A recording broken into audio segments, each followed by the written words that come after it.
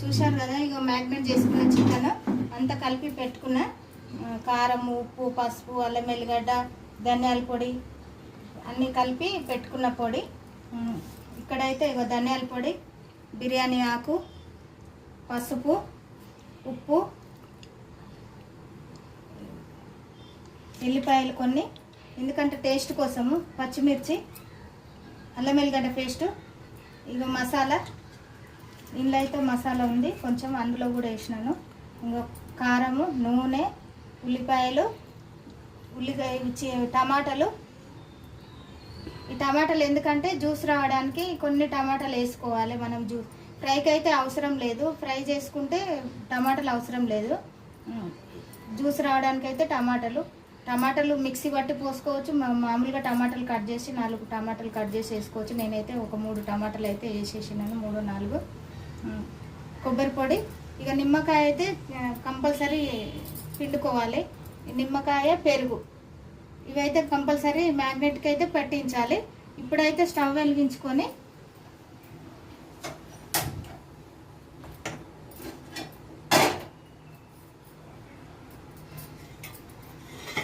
ఎందుకంటే కుండలో వండుతాం అనుకున్నా కానీ కుండలో ఇక పట్టదు కదా, కొంచెం చిన్న ఉంది కుండ.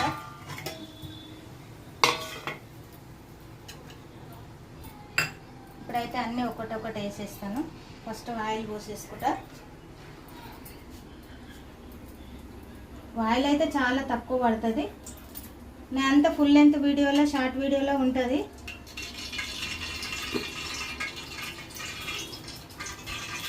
ఎందుకంటే చికెన్ కొంచెమే కదా కాబట్టి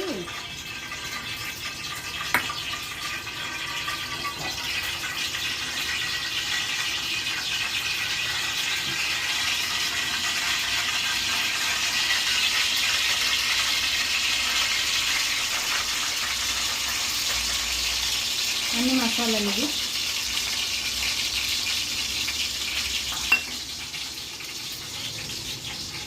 పచ్చిమిర్చి,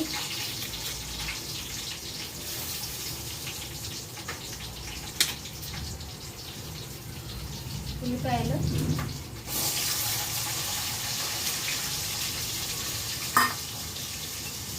బిర్యానీ ఆకు 2-3 రెబ్బలు వేసుకోవాలి.